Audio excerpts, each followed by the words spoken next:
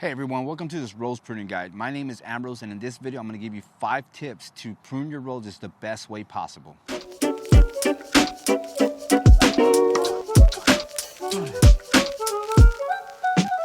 So one of the most intimidating plants to prune for the beginner gardener may be the rose. With all the warnings and the rules that you read in articles across the internet and different books, they tell you how and why not to prune a certain way. But most of those rules and warnings are mainly for those who like to grow specimen roses or roses for exhibits. All right, so the first tip when it comes to pruning roses is probably one of the shortest and easiest to explain, and that is when to prune your roses. Now, I've read in a lot of places that when the forsythias bloom in your zone is probably the best time to prune a rose.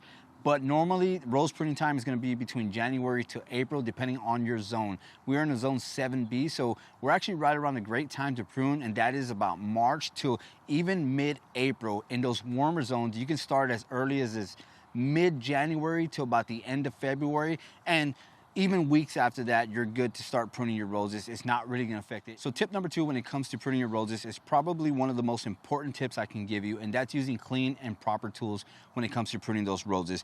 Now, when I say clean, what I do is I carry a bottle of alcohol and a spray bottle and a rag here, so when I am moving from rose to rose, I'm able to spray my pruners off, give them a good wipe down, so I'm not spreading any diseases or insect larvae from one rose to another.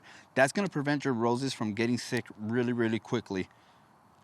All right, and when it comes to proper tools, you want to use a good pair of pruners when it comes to pruning your roses. You want to use bypass pruners. You never want to use any anvil type pruners, because then all you're going to do there is crush that stem and possibly open up that rose to wounds that are going to be more susceptible to insects or any type of bacteria.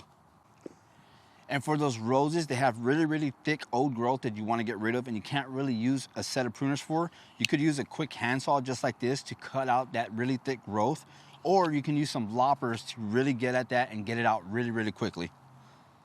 Tip number 3 when pruning roses is to remove dead, damaged, diseased, or crossing branches from your rose. That's going to open up your rose to better air circulation and better growth and make it more floriferous for the season that comes.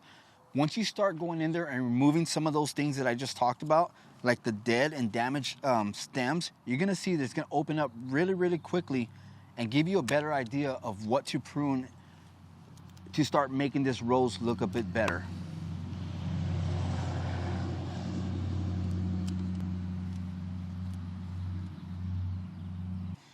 All right, so a perfect example of crossing branches is that right there. You can see there's a little bit of damage on the inside of that right there. So you want to go ahead and just prune that one out so it's not crossing. Now, I know it might seem a little harsh when it comes to pruning this stuff out, because as you start to lose some of that form in your rose, but that's not to worry, because you want kind of a vase shape to your rose. You want to open up the center in there and give it some good air circulation without these stems crossing here to prevent some damage here. Now, when you cause damage here with those crossing stems, it opens it up, like I said, to infections, disease, whatever the case is. And then you want to go in here, like I said, and look for some of that dead growth. You just want to get rid of that stuff there as well. And then just continue along with any crossing branches that you see that may come into contact with another branch, such as that one there. Want to open up the inside just a bit.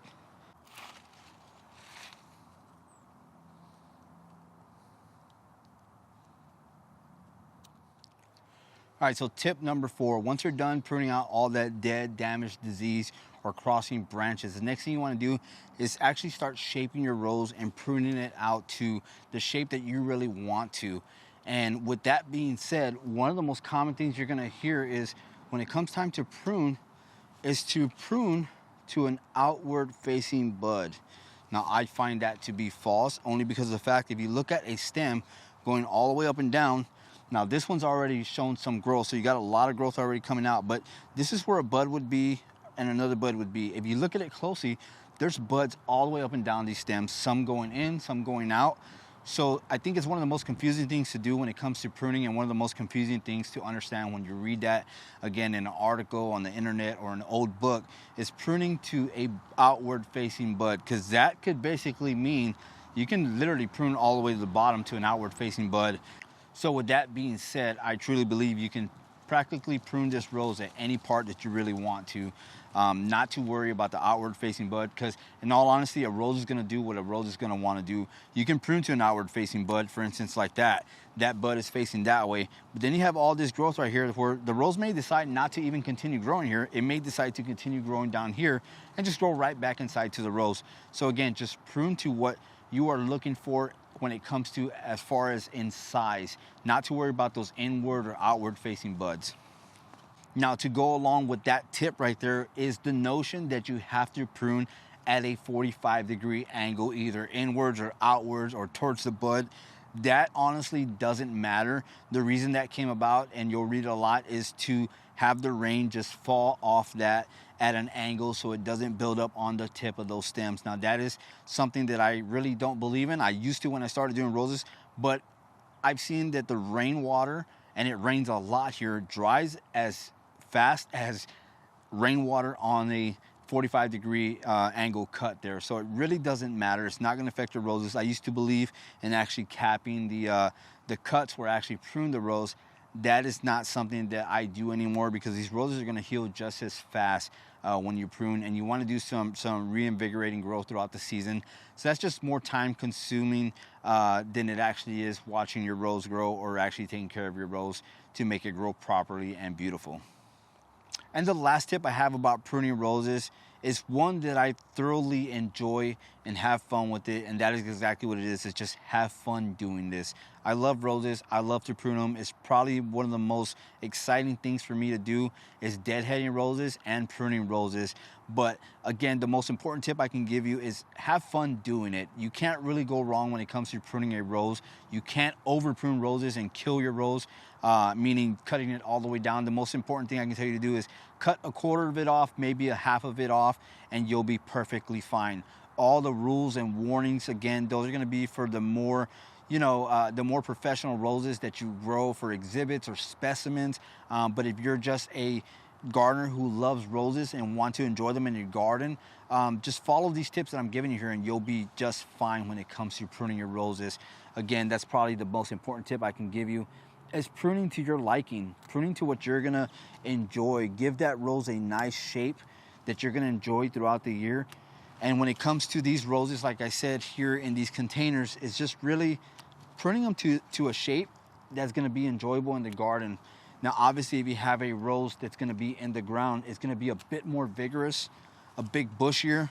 You're going to want to let that rose really, really do its thing, because you're going to want to enjoy all that big, beautiful growth on those roses. Okay, so that's it for this rose pruning guide. I hope you guys enjoyed it. I hope you guys took something from this, because it really is easy to prune these roses. It doesn't have to be intimidating. It doesn't have to be something hard to do in your garden. And if you especially love roses like we do here in our garden, it becomes easy over time when you prune these overs and overs. Again, it's like riding a bicycle. You know what to do every single time you get out here and start to prune these roses. But again, I hope you guys enjoyed it. I hope you guys took something from it. Definitely subscribe if you like this type of content. Give it a like, and we'll see you guys in the next video.